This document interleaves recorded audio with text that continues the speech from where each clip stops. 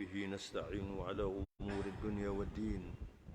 اللهم صل وسلم وبارك على سيد المرسلين نبينا وحبيبنا محمد وعلى آله وصحبه والتابعين ومن سار على نهجهم ودعا بدعوتهم إلى يوم الدين. اللهم إنا نسألك رضاك والجنة ونعوذ بك من سخطك والنار. اللهم ارزقنا الإخلاص والصدق في القول والعمل واجعلنا من الذين يستمعون القول فيتبعون أحسنه. اللهم نسألك السداد والتوفيق واجعلنا من الراشدين آمين يا رب العالمين. Jamaah salat subuh Masjid Baitus Salam rahimakumullah. Assalamualaikum warahmatullahi wabarakatuh. Alhamdulillah, pagi hari ini kita mendapat kesempatan sekali lagi dengan izin Allah untuk hadir di Masjid Baitus Salam. Semoga ibadah salat subuh kita mendapat ridha Allah Subhanahu wa taala. Bulan ini adalah bulan istimewa, yaitu bulan Sya'ban. Kita kira-kira 23 hari ke depan atau 24 kita akan memasuki bulan suci Ramadan. Dan aroma Ramadan sudah harus kita ciptakan. Perilaku kita sudah harus mengarah kepada Ramadan dengan banyak berdoa. Allahumma ballighna Ramadan, ballighna Ramadan wa barik lana fi Rajab wa Sya'ban. Ya Allah, berilah kesempatan kepada kami sekali lagi untuk menikmati bulan yang penuh rahmat, bulan yang agung, bulan yang disebut Al-Mutahhir, pembersih dosa. Kalau kita tidak mempersiapkan dengan baik, agak sulit bisa mencapai sukses dalam menunaikan ibadah puasa ini. Sebab ibadah puasa itu, saudara-saudara, bukan tujuannya tidak makan dan tidak minum. Itu paling mudah, tidak makan, tidak minum itu. Anak SD kelas 3 juga sudah bisa itu. Puasa sebulan ya. Tapi yang penting itu adalah bisa enggak kita puasa hati. Ini hati ini. Shaumul qulub. Ya. Tidak sombong, tidak membenci orang, tidak suka menceritakan kejelekan orang. Tidak mau memasukkan makanan yang haram di dalam tubuh kita. Itu yang harusnya diperhatikan. Kalau tidak makan dan tidak minum itu cuma wasilah saja supaya kita bisa sukses begitu. Tapi puasa telinga, puasa mata, puasa lidah, ya Allah. Sekarang ini banyak orang terlalu berani berbicara di medsos itu, sampai rasanya berbohong itu agak wajar sekarang itu. Sedangkan antara bohong dan iman itu tidak bisa bertemu. Nah, kalau sudah bohong itu wajar, di mana imannya? Al-mu'min la yakdzib, kata Rasulullah. Orang beriman itu tidak berbohong. Nah, kalau kita tetap saja dalam melaksanakan ibadah puasa, nanti terkena sanksi yang terkenal. Hadis Rasulullah yang mengatakan, wa kam min shaimin laisa lahu min siyamihi illa al-ju'i wal atash. Banyak orang puasa enggak dapat apa-apa dia, cuma tidak makan dan tidak minum saja. Ini yang penting ini untuk difahami. Nah, salah satu kebiasaan baik Rasulullah itu banyak berpuasa sunnah di bulan ini. Jadi saya anjurkan besok kalau sehat walafiat diajak semua keluarga puasa hari Kamis, hari Senin.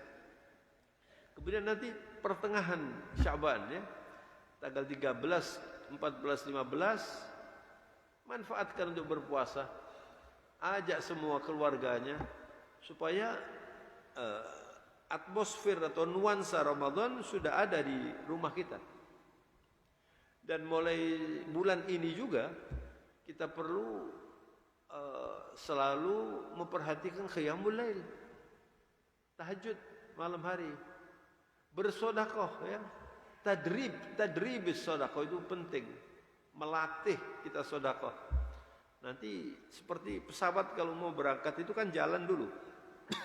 Begitu sudah panas lalu tinggal landas.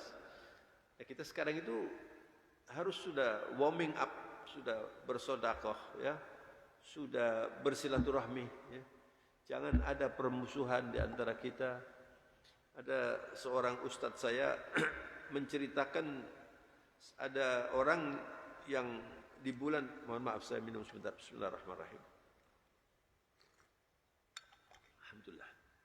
Ada orang yang ada masalah dengan salah satu teman atau kerabatnya begitu. Di bulan Sya'ban ini. Lalu dia mengatakan, wah sudahlah nanti saya minta maaf hari raya saja. Hari raya Idul Fitri bersilaturahmi. Kemudian barangkali dia mendengar ceramah-ceramah begitu.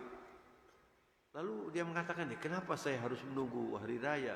Sekarang aja lah. Dia minta maaf atau tidak, saya maafkan saja. Kemudian orang itu bertemu lagi dengan ustadz yang saya sebut ustadz saya, dan memang saya belajar dari beliau itu banyak sekali, orang Syria ini. Lalu orang ini mengatakan, setelah saya mengatakan sudah saya maafkan, walaupun orang itu tidak minta maaf, itu sholat saya itu bisa lebih khusyuk katanya. Tahajud saya lebih mudah katanya. Memang saudara, sholat itu kalau gerakan sholat ini gampang ya. Kita ini menghadap kiblat itu kan tubuh. Hati kita itu menghadap Allah. Bisa enggak kita merasakan kita menghadap Allah itu? Makanya Rasulullah sallallahu alaihi wasallam itu mengajarkan dan mendidik kita, misalnya kalau ke masjid, bagaimana supaya kita ini baik sholat kita itu? Pertama, ke masjid itu pakai pakaian masjid. Ya, kalau orang ke masjid pakai pakaian asal-asalan saja, ya berarti dia tidak faham bahwa ini undangan Allah. Apa sih artinya Allahu Akbar itu? Allahu Akbar. Waktu Idul Fitri kita mengatakan Allahu Akbar, walillahil hamd. Apa artinya itu? Artinya Allahu Akbar min kulli kabir. Allah itu maha besar, dan semua kalau sudah Allah Akbar menjadi kecil. Tidak ada yang besar di hadapan Allah. Maka kalau kita itu lebih mementingkan berpakaian baik ketika diundang pesta perkawinan dibanding masjid, itu artinya pesta perkawinan lebih penting dari masjid. Kan begitu? Banyak orang ke masjid, ya pakaiannya asal-asalan saja. Ya memang kalau mau bicara sah tidak sah itu sah-sah saja. Yang penting tidak buka aurat. Ya.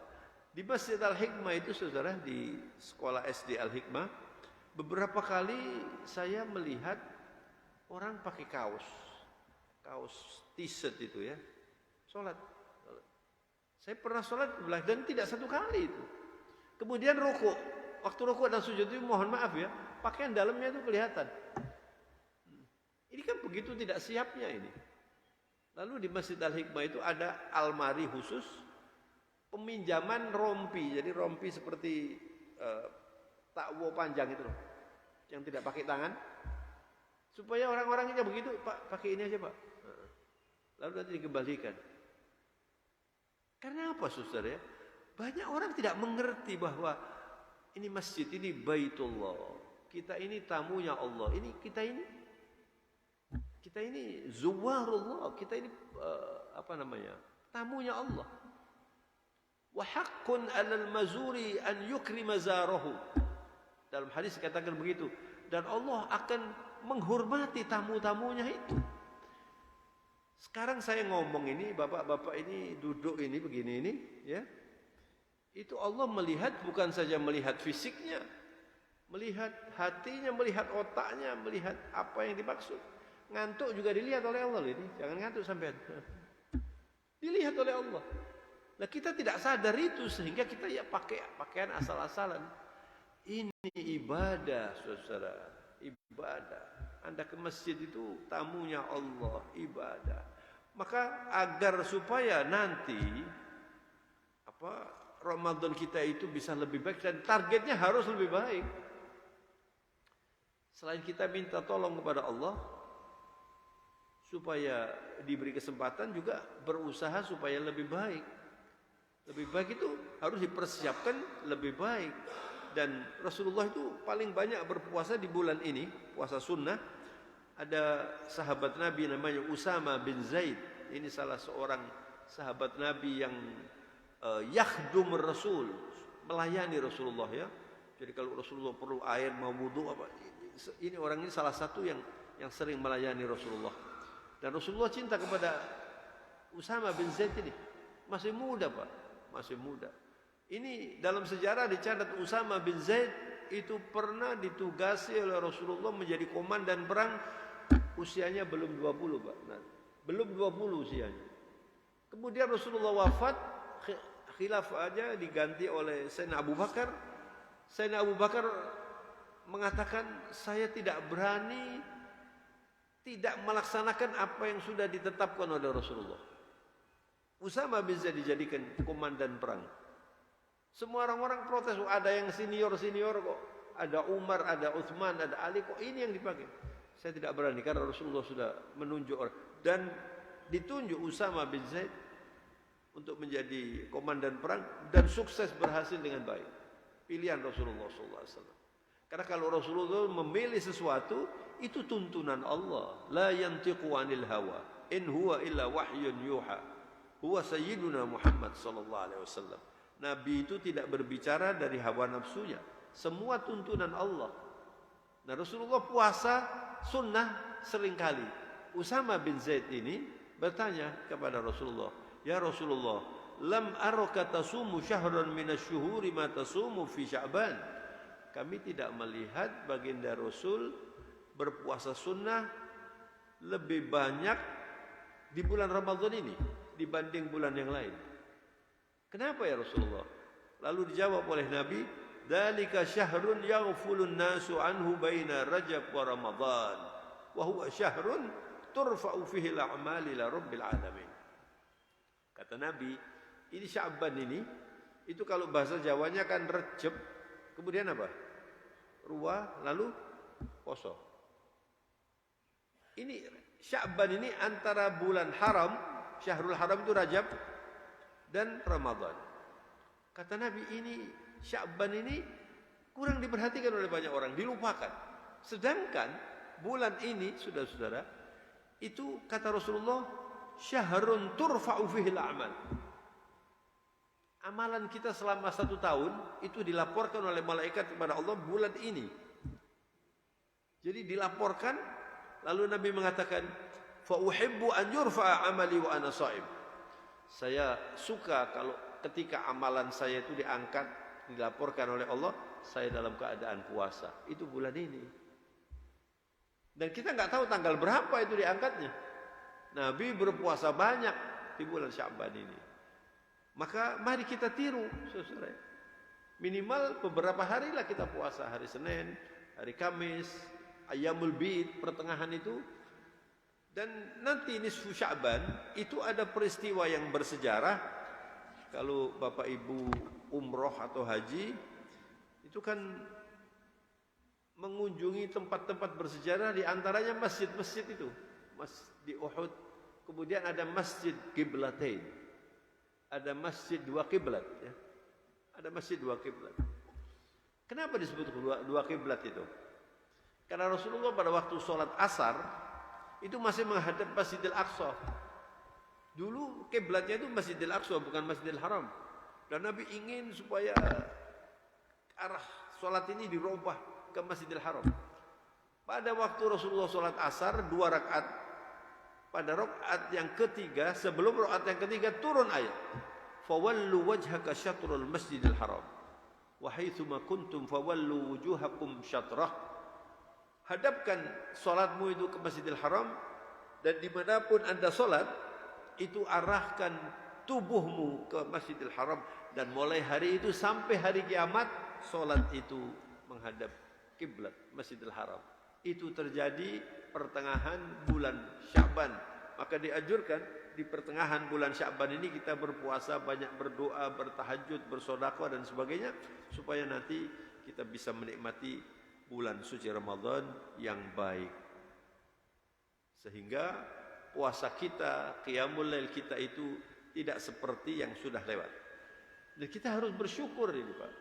Harus banyak bersyukur ya. Budaya Rasulullah itu banyak berzikir, banyak bersyukur, banyak berdoa. 3 ini Pak. Apalagi di zaman media sosial sekarang ini, medsos ini kan menguasai kita ya. Jadi ini saya titipkan pesan penting bapak-bapak yang punya anak, yang punya cucu ya. Ini jangan ini dibebaskan 100%. Ini sudah merupakan problem dunia ini, yang luar biasa. Kira-kira 3 minggu yang lalu Pak ya, kalau nggak salah di Ponorogo diberitakan di sini.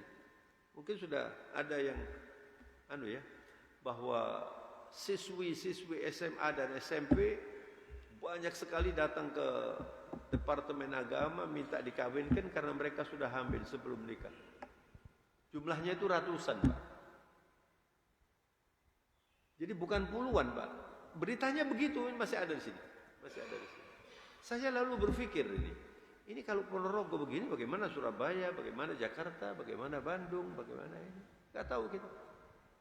Kalau bapak-bapak tidak menjaga, tidak membentengi anak-anak kita dengan gadget ini ya, handphone ini, dengan iman dan pemahaman yang kuat, tidak ada rasa malu di sini Pak, sudah Pak, habis rasa malu. Semakin terbuka. Nah kalau orang puasa lalu tetap saja menikmati ini, dalam tanda petik menikmati dosa ya, gimana puasanya? Anak-anak yang kecanduan ini banyak sekali. Makanya perlu persiapan Ramadan itu lahir batin Pak. Karena kalau orang itu berpuasa dengan benar dan baik ya, coba Anda bayangkan ada orang berdosa 50 tahun bisa habis dosanya. Itu puasa itu. Kalau puasanya dengan baik, man shoma ramadhana imanan wa ihtisaba ghufira lahu ma taqaddama min dzambih. Allah. Kalau orang itu berpuasa Pak, ikhlas atas dasar iman, lalu mengikuti jejak Nabi ya. Puasanya itu puasa betul, puasa total ya. Sebulan ya Allah, ghufira lahu ma taqaddama min dzambih. Semua dosanya diampuni. Kan luar biasa ini Pak. Tapi kalau asal puasa saja, asal terawih saja, apalagi kalau sudah mendekati Ramadan kemudian selamatan buat apem lalu puasa. Para sahabat itu kalau sudah bulan Rajab itu, bulan yang sudah lewat ini, itu sudah istilahnya itu syahrul ghiras, pembibitan. Pembibitan puasa itu di bulan Rajab itu Pak. Karena bulan Rajab itu bulan sholat, bulan Isra Mi'raj itu, bulan Rajab itu. Kemudian masuk bulan Sya'ban, Rajab Ruwa ini sekarang ini Ruwa ini ya. Ini namanya syahrul siqayah. Seperti orang menanam, terus mulai semi, itu disiram. Ini sekarang ini disirami. Pohonnya disirami. Nah kemudian bulan Ramadan namanya syahrul hasad, itu panen. Panen itu di bulan Ramadan itu. Nah kalau nggak ikut nanam mana bisa panen? Panen artinya apa? Begitu masuk Ramadan itu sudah betul-betul siap untuk menerima apa yang dijanjikan oleh Allah. Syahrul mutahhir, syahrul maghfirah, syahrun tu'marul masajid. Masjid-masjid itu makmur di bulan Ramadan ini. Syahrul muasah, bulan orang gampang bersedekah, masya Allah, gampang mengeluarkan zakat, memberi buka kepada orang yang berpuasa. Jadi mulai sekarang ini Pak harus dipersiapkan, bahkan juga dilatih untuk bersedekah itu. Maka nanti saya Ramadan ini kira-kira berapa banyak saya bisa memberi buka kepada orang yang berpuasa. Harus sekarang ini dipikir. Sehingga nanti kita tidak cuma nonton saja, ikut walaupun sedikit, ikut berpartisipasi. Orang-orang fakir miskin mengatakan pada Rasulullah, ya Rasulullah itu kan cuman orang kaya saja yang bisa memberi buka. Kata Nabi, kamu memberi air 1 teguk saja sudah dapat pahalanya puasa itu. Air 1 teguk saja. Airnya halal dan dibeli dari uang yang bukan haram, niatnya ikhlas, dapat Anda puasa, pahalanya orang yang berpuasa. Jadi bayangkan saudara, misalnya Anda memberi buka orang 10, cuma dengan air dan kurma 1 saja misalnya, Anda dapat pahala 10 puasanya orang ini dikasihkan Anda, dan yang orang ini tetap saja dapat pahala yang seperti yang dijanjikan. Ini kan luar biasa. Tapi banyak orang yang nggak terlalu memperhatikan, cuma menikmati bukanya saja. Rugi. Di Masjid Al-Falah itu, tidak tahu nanti ini bagaimana, saya nggak tahu. Biasanya tuh orang-orang karena banyak lalu dikasih nomor, Pak. Dikasih nomor. Soft begitu ya, dikasih nomor. Itu kalau sudah puasa itu, biasanya kalau sholat di belakang, kalau sudah puasa, softnya di depan supaya dapat nomor. Bahkan kadang-kadang sudah dapat di depan, dia duduk lagi di belakang sudah dapat 2. Astagfirullahaladzim. Jadi kalau Anda ke Mekah, Pak, ya, bulan Ramadan, cobalah kalau ada rezeki sekali-sekali berpuasa di bulan Ramadan di Mekah itu, Pak. Yang namanya orang memberi buka itu berebut, Pak. Anda sampai sulit mencari orang yang menerima buka itu. Karena semuanya itu ingin memberi. Dan tidak mudah itu difahami ya. Kalau Ramadan itu diperkirakan tidak kurang dari 2 juta orang berbuka di Masjidil Haram. Penuh, Pak, Masjidil Haram itu. Saya beberapa kali itu Masjidil Haram. Kalau satu orang makan 3 kurma saja, itu berapa banyak kurma yang diperlukan itu? Itu bertonton kurma. Tapi yang aneh itu saudara, semuanya minum, semuanya makan kurma. Dan tidak satu, kalau makan kurma itu segini orang-orang itu. Orang-orang di Mekah itu, Pak, ngambil kurma itu banyak. Tidak pernah kita lihat orang bawa kurma tontonan, nggak pernah. Minum kopi semua, minum teh semua, ada roti. Cuman orang bawa ya bungkusan-bungkusan gitu aja. Yang saya heran, kok bisa 2 juta orang ini semuanya makan, Pak. Semuanya menikmati air zam-zam, semuanya menikmati kadang-kadang sirup segala macam. Ini namanya barokah ini. Bulan barokah dan masjidnya itu barokah. Di rumah saya itu biasanya ada tradisi keluarga, itu ada tarawih 1 hari.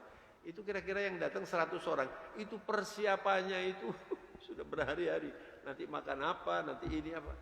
Ini 2 juta, Pak. 2 juta orang. Mestinya itu kan ada truk-trukan kurma datang, tidak ada sama sekali. Orang saja, anak-anak kecil-kecil itu bawa bungkusan-bungkusan, bawa termos, bawa ini. Semuanya itu. Ini namanya barokah, bulan barokah ini, Pak. Coba lah, apa yang saya ceritakan ini Anda lihat saja di Mekah. Kalau Anda belum bisa lihat, coba Anda lihat di TV nanti. Berapa orang dan apa yang dimakan itu?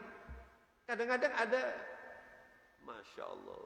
Jadi para Pak, orang-orang kaya di Arab itu, kalau sudah Ramadan, itu banyak yang libur kerja. Sebulan penuh mereka di Mekah. Dan yang namanya ini ya, ruangan-ruangan itu sudah diplot, Pak. Ini misalnya untuk PT ini, yang sebelah sana untuk perusahaan ini. Dan anak-anaknya biasanya itu bosnya itu dan keluarganya itu semuanya hadir di situ. Anak-anaknya itu keluar, kalau ada orang dari luar itu ditarik. Kamu buka di tempat saya, kamu buka di tempat saya. Pertama kali saya ke Madinah itu, saya nggak ngerti loh, kenapa saya ditonton ini. Ditonton, Pak. Ditonton supaya buka di tempatnya dia. Dia duduk di situ. Kemudian sebelum Mekah ini dibangun seperti sekarang ini masih banyak hotel-hotel bintang 3 yang kecil-kecil itu, Pak. Bintang 3 tapi besar juga hotelnya.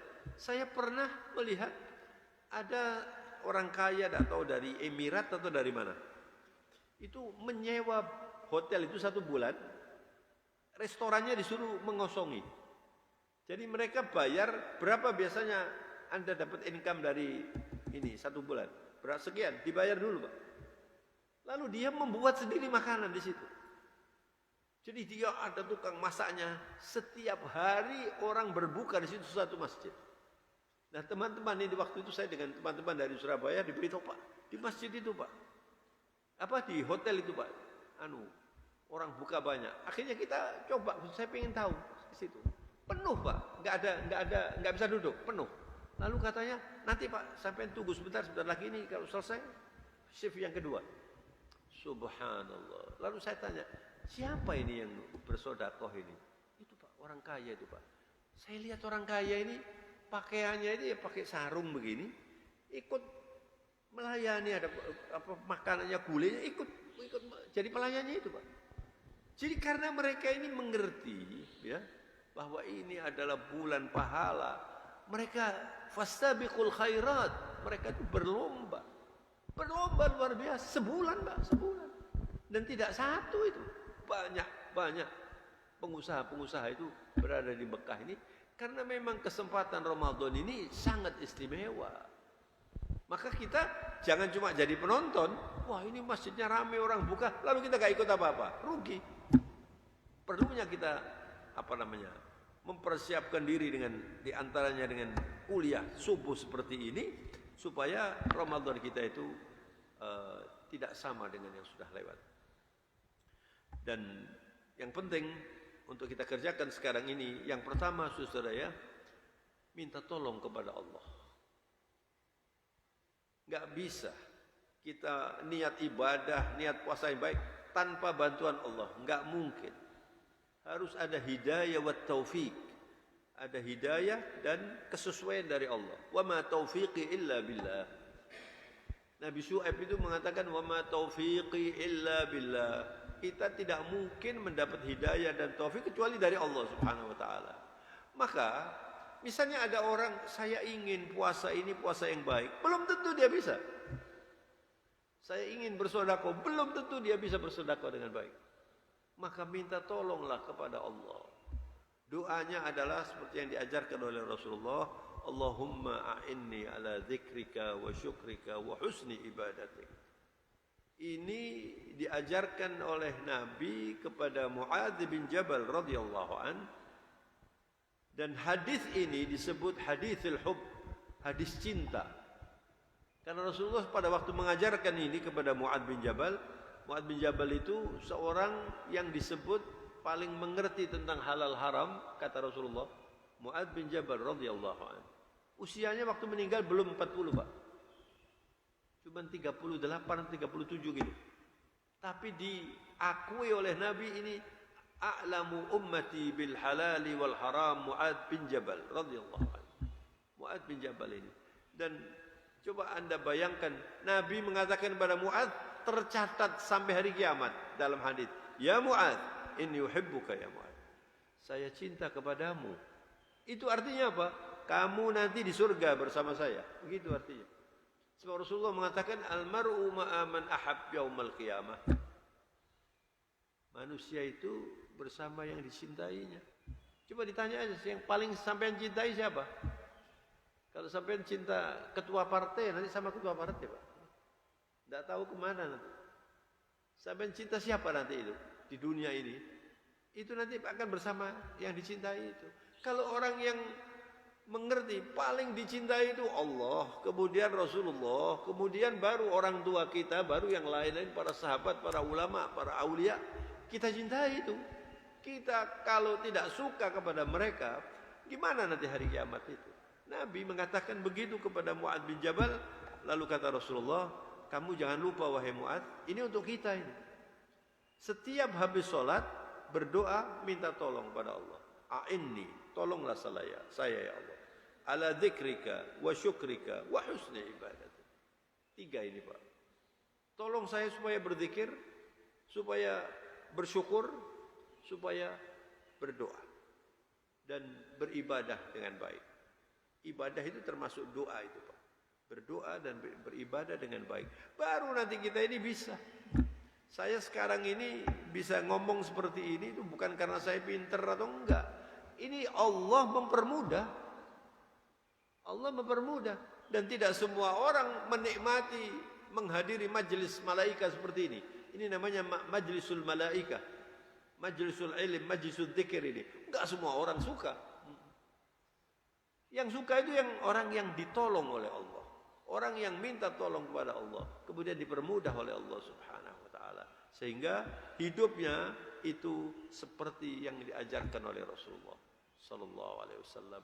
Rasulullah itu saudara tidak ada waktu dibuang untuk tanpa pahala, enggak ada. Makanya Nabi itu kalau ke kamar mandi itu berdoa waktu masuk, Allahumma inni a'udzubika minal khubuthi wal khaba'ith. Selama di kamar mandi tidak melafalkan zikir, begitu keluar dan cepat. Nabi itu kalau ke kamar mandi tidak lama seperti umumnya kita. Keluar lalu Nabi mengatakan, "Ghufranaka ya Rabb." Mohon ampun karena selama di kamar mandi tidak berzikir. Seperti itu Rasulullah itu. Lalu berdoa dan bersyukur, alhamdulillah alladzi adhaba 'anil adha wa afani. Ya Allah, saya bersyukur semua sudah yang mengganggu tubuh ini dikeluarkan dan saya sehat hari ini. Itu cara Rasulullah sallallahu alaihi wasallam. Dan Rasulullah itu mensyukuri semua nikmat sekecil apapun disyukuri. Tidak semua orang seperti sekarang ini.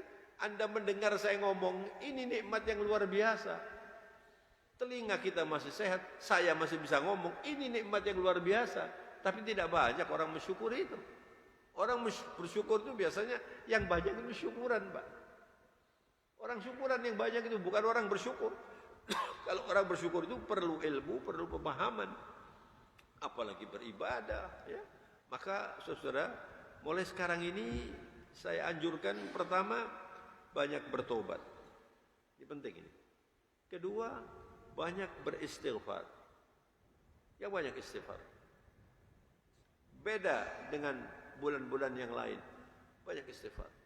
Yang ketiga, banyak bersalawat untuk Rasulullah SAW. Ini dampaknya besar sekali. Banyak berdoa, banyak bersalawat. Banyak, bukan sedikit. Banyak.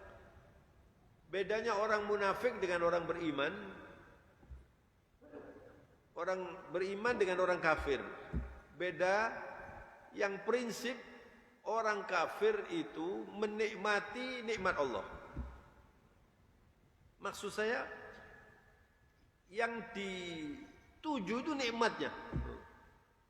Makanya mereka tidak pernah puas. Sudah punya mobil yang ingin yang lebih mewah lagi, terus dan sampai kiamat nggak puas, sampai mati nggak puas-puas, nggak bersyukur. Tapi kalau orang yang beriman minum air ini, yang diingat itu Allah. Mun'im. Kalau orang kafir, nikmah.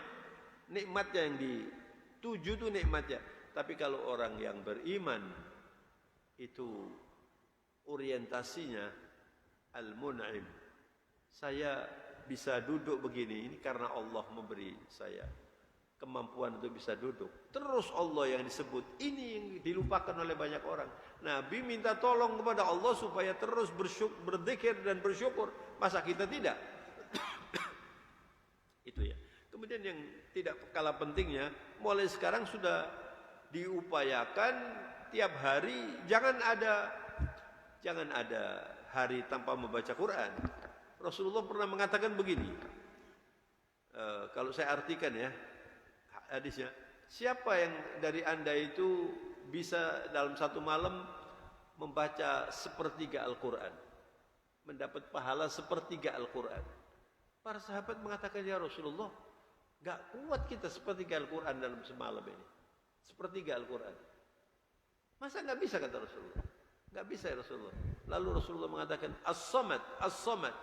Kalau Anda membaca surat Al-Ikhlas saja. Semua hafal surat Al-Ikhlas. Qul huwallahu ahad, Allahus samad, lam yalid, walam yulad, walam yakul lahu kufuwan ahad. Ini punya nilai sama dengan Anda membaca sepertiga Al-Quran. Thuluthul Quran itu nilainya.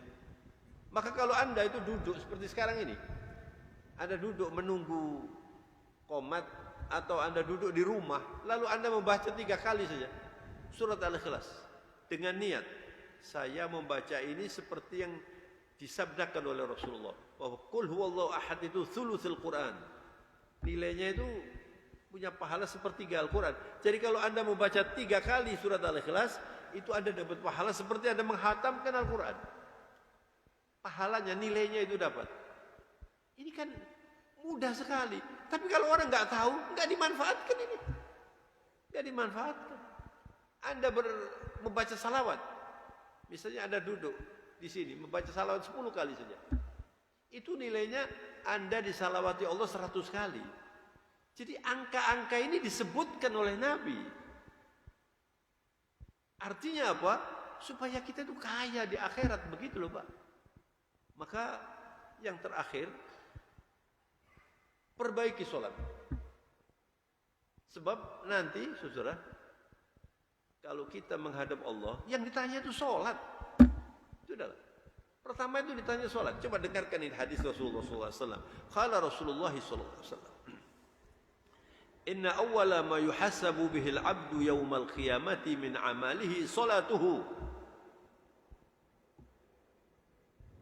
Fa in saluhat faqad aflaha wa anjah. Wa in fasadat faqad khaba wa khasir.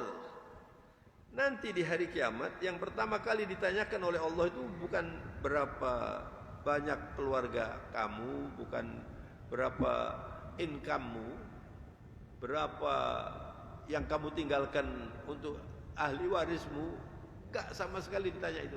Bukan itu yang ditanya. Yang ditanya bagaimana sholatmu. Karena orang yang sholat itu belum tentu sudah mengagungkan sholat. Sholat itu harus dita'zim, diagungkan, diposisikan di tempat yang paling penting. Kata Nabi, in saluhat, kalau lulus sholatnya, faqad aflaha wa anjah. Semua amalnya itu nanti bisa terpengaruh oleh sholatnya yang baik ini dan diterima oleh Allah, dia lulus. Wa in fasadat, kalau sholatnya itu gugur, dinilai tidak memenuhi syarat, gitu ya, maka semua amalnya itu terpengaruh. Para ulama mengatakan, inna ahamma umuril abdi as-sholah. Urusan yang paling penting dari hamba Allah itu sholat. Faman hafadhu alaihi wa hafidhaha hafidhu dinahu. Orang yang menjaga sholatnya dan terus mengontrol sholatnya, ngopeni sholatnya, artinya dia menjaga agamanya. Faman dhayya'ahu kana lima siwaha min a'malihi asyaddu idha'atan. Tapi orang yang sholat itu dari sisa waktu, sholat itu pokoknya sholat aja lah, asal sholat, maka untuk urusan yang lain akan lebih jelek lagi. Dikatakan oleh Rasul dalam hadis tadi, faqad khaba wa khasir, dia nanti hampa di akhirat dan sangat rugi, naudzubillah. Fa in ruddat alaihi sa'iri amali. Kalau salat kita itu ditolak oleh Allah, seluruh amal kita itu nanti terpengaruh, ditolak oleh Allah Subhanahu wa taala. Masya Allah. Saya umpamakan kalau Anda ke luar negeri, misalnya Anda ini berkelakuan baik, dikenal orang baik, tapi tidak bawa paspor, tidak bisa masuk sampean. Sama dengan ini. Kalau sholat Anda ini belum baik, yang lain ini terpengaruh, nggak diterima nanti. Maka sholat itu disebut imaduddin, tiangnya agama itu sholat, Pak. Nah sholat itu, yang disebut sholat diterima itu, kenapa kok mempengaruhi amal yang lain?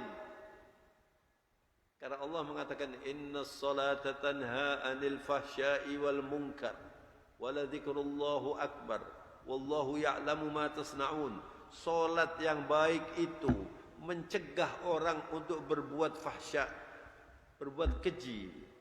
Perzinaan itu keji, memusuhi orang itu keji, mengambil haknya orang itu keji. Kalau salatnya baik, dia tidak melakukan itu.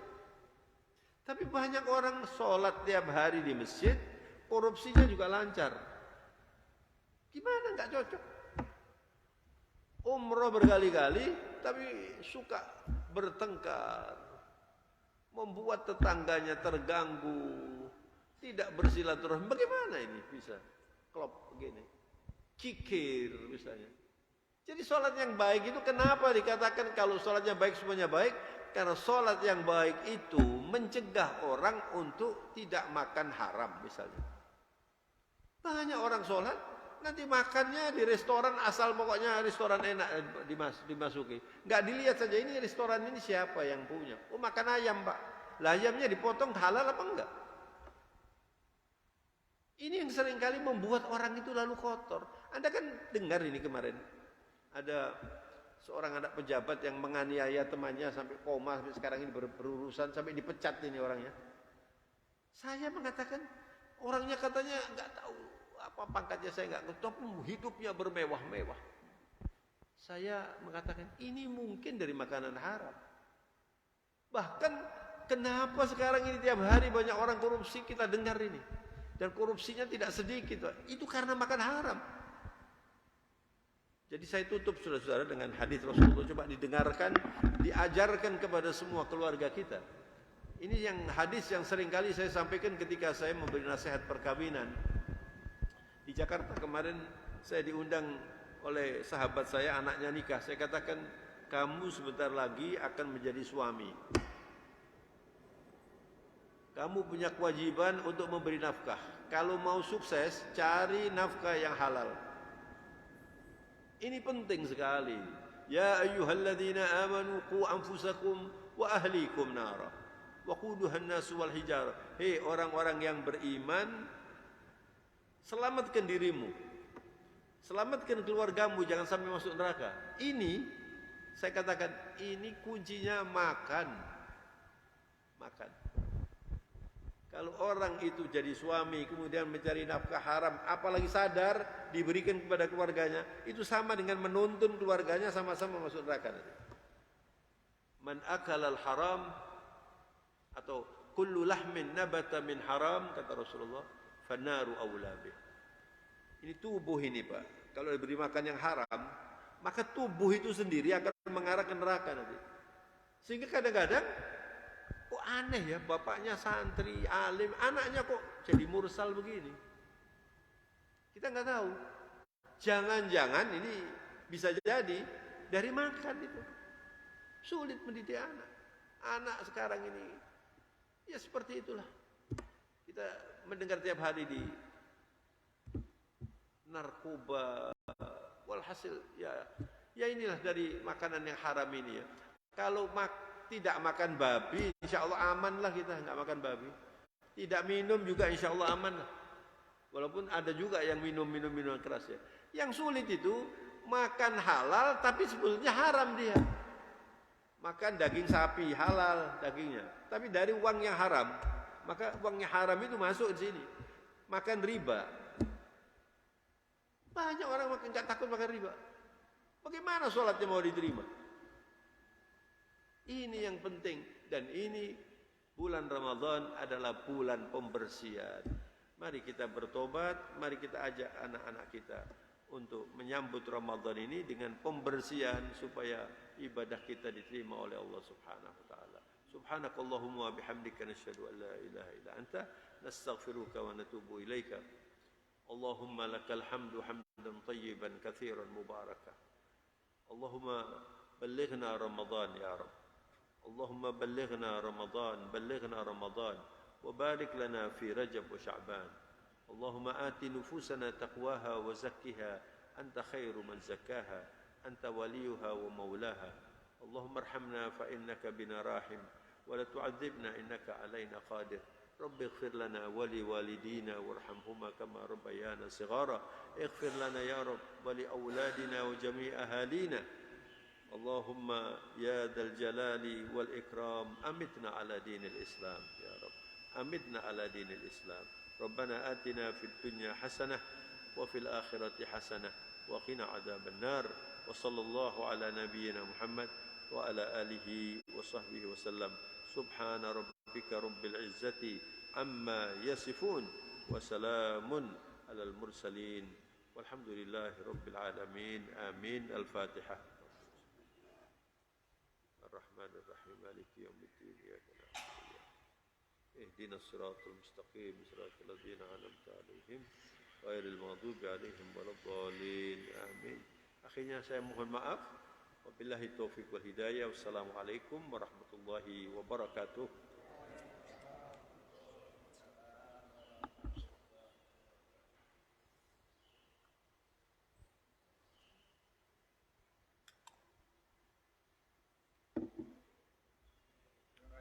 Sudah suruh ke? Sudah. Sudah. Kita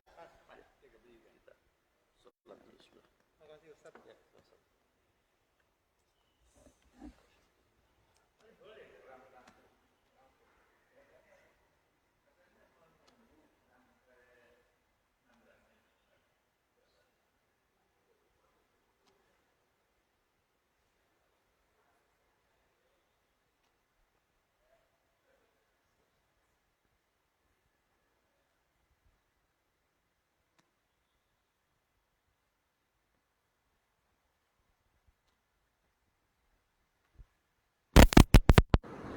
Monggo pinarak Pak. Dahar min. Nggih. langsung dulu langsung Nggih. Mboten nenggo setengah menit riyen nonton nggih. langsung Dalam tasik salat. langsung Nggih. itu langsung